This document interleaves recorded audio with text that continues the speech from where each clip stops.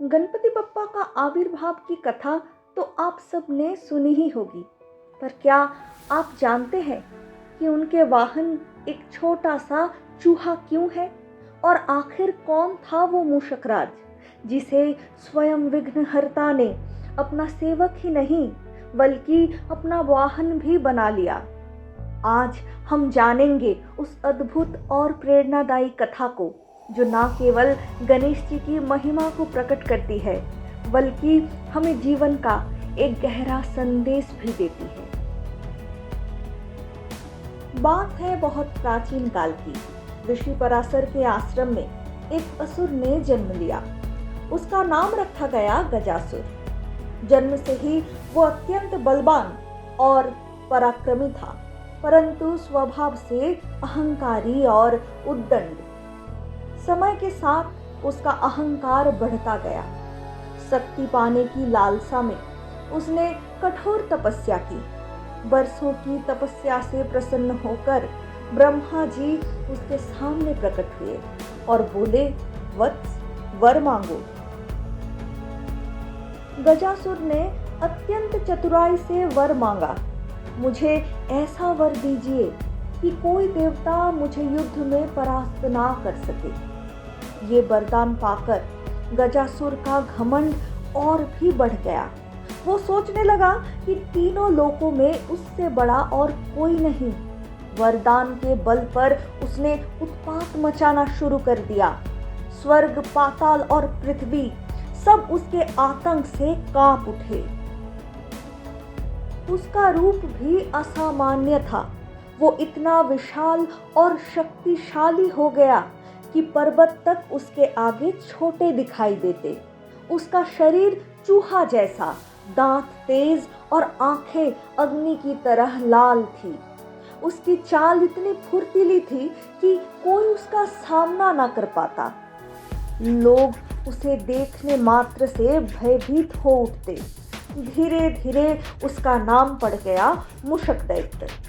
एक ऐसा दैत्य जो अपने आकार, शक्ति और उत्पात के कारण देवताओं तक के लिए भय का कारण बन गया। मूषक दैत्य के आतंक से त्रस्त होकर देवता अत्यंत व्याकुल हो उठे। देव सभा बुलाई गई, पर किसी के पास समाधान न था। आखिरकार सभी देवता विघ्नहर्ता गणपति बप्पा के शरण में पहुंचे। विनम्र स्वर में उन्होंने प्रार्थना की, हे गणेश, आप ही मंगल मूर्ति है, आप ही जगत के विघ्नहर्ता है। केवल आपकी शक्ति ही इस मूषक दैत्य के अहंकार को तोड़ सकती है। कृपया हमारी रक्षा कीजिए। गणपति बप्पा ने करुणामयी मुस्कान के साथ उनकी प्रार्थना स्वीकार की। उनका स्वर शांत था, पर शब्दों में दृढ़ता थी। चिंता मत करो, अहंकार का अंत होना तो निश्चित है। बस इतना कहकर गणेश जी अपने दिव्य रूप में युद्ध भूमि की ओर प्रस्थान किए।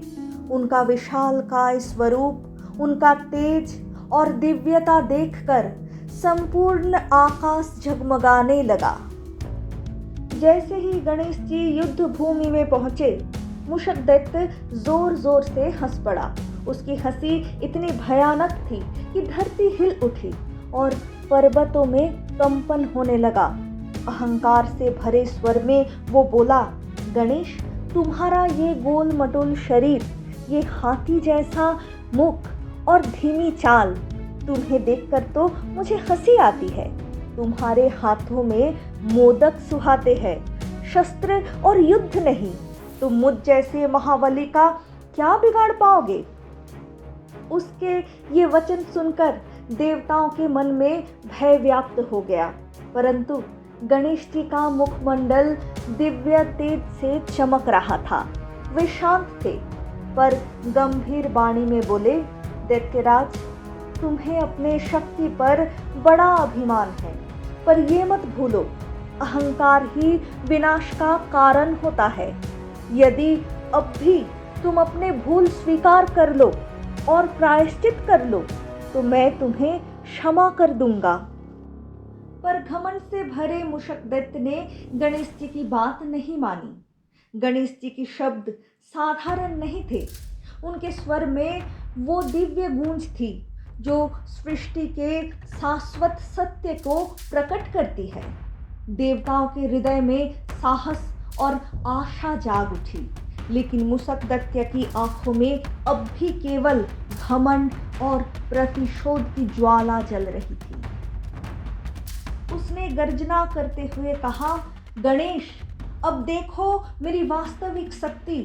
इतना कहकर उसने अपने शरीर का आकार बढ़ाना शुरू कर दिया। क्षण भर में उसका रूप इतना विशाल हो गया कि मानो उसने आकाश को ही चीर डाला हो। सूरज की किरणें उसके काले और भयानक शरीर से ढक गई। धरती हिल उठी, पर्वत कांपने लगे और देवताओं के हृदय भय से सिहर उठे। पर गणपति बप्पा तनिक भी विचलित नहीं हुए। उनके आंखों में शांति थी और मुख पर दिव्य मुस्कान। उन्होंने धीरे से अपना पासा उठाया और वो कोई साधारण सा फंदा नहीं था, बल्कि ब्रह्मांड की शक्ति से युक्त दिव्य अस्त्र था। क्षण भर में वो फंदा वज्र की तरह चमका और सीधा मूषकदैत्य के गले में जा पड़ा। इतनी शक्ति से वो बंधा कि चाहकर भी मूषकदैत्य हिल न सका। उसने पूरी ताकत लगाई, फंदे को तोड़ने की कोशिश की, पर पासा से वो मुक्त ना हो पाया। धीरे धीरे उसका शरीर शांत पड़ गया। उसकी आंखों से क्रोध का वो तेज बुझने लगा। वो छटपटाते हुए थक गया और उसके घमंड टूट के चूर चूर हो गया। अब वो कांपते हुए बोला, हे गणेश, आपकी शक्ति के आगे मेरा बल व्यर्थ है। मुझे क्षमा कर दीजिए। मैं आपकी शरण में आता हूँ। अब से मैं आपके आदेश का ही पालन करूँगा। मूषकदैत्य की कांपती हुई आवाज़ सुनी तो गणपति बप्पा की हृदय करुणा से भर उठी। उनका स्वर मधुर था, परंतु दृढ़ भी। दैत्यराज, तुम्हारे पाप और अत्याचार वास्तव में बहुत बड़े हैं। तुमने तीनों लोकों को कष्ट पहुंचाया, निर्दोष जीवों को सताया है, परंतु शरण में आए प्राणी को मैं कभी खाली नहीं लौटाता। यदि तुम सच्चे मन से पश्चाताप कर अपना जीवन बदलना चाहते हो तो मैं तुम्हें दंड नहीं दूंगा, बल्कि तुम्हें नया अवसर प्रदान करूंगा। क्षण भर ठहरकर गणेश जी आगे बोले, अब से तुम दैत्य नहीं कहलाओगे।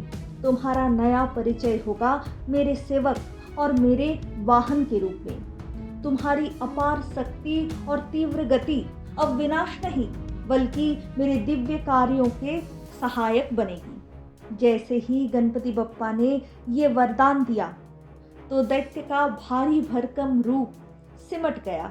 उसका विकराल शरीर छोटा होकर एक साधारण मूषक के रूप में परिवर्तित हो गया। लेकिन वो अब सिर्फ साधारण चूहा नहीं रहा, बल्कि गणेश जी का दिव्य वाहन बन चुका था। उसने विनम्रता से गणेश जी के चरण पकड़ लिए और कहा, प्रभु, आपने मुझे नया जीवन दिया है। अब से मैं सदैव आपकी सेवा में रहूंगा। और इस प्रकार मूषक दैत्य का उद्धार हुआ। वो मूषकराज कहलाया, गणपति बप्पा का प्रिय वाहन और निष्ठावान सेवक। तब से लेकर आज तक जहाँ भी गणेश जी की प्रतिमा स्थापित होती है, वहाँ उनके चरणों के पास मूषकराज भी विराजमान होते हैं। इस सत्य के स्मरण के लिए कि अहंकार का अंत दया और शरणागति में ही होता है। दोस्तों, ये कथा केवल पौराणिक नहीं, बल्कि जीवन का सत्य है।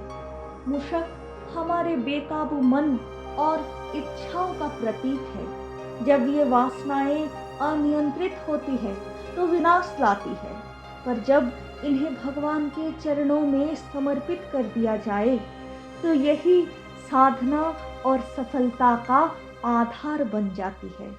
इसीलिए गणेश जी विघ्नहर्ता कहलाते हैं।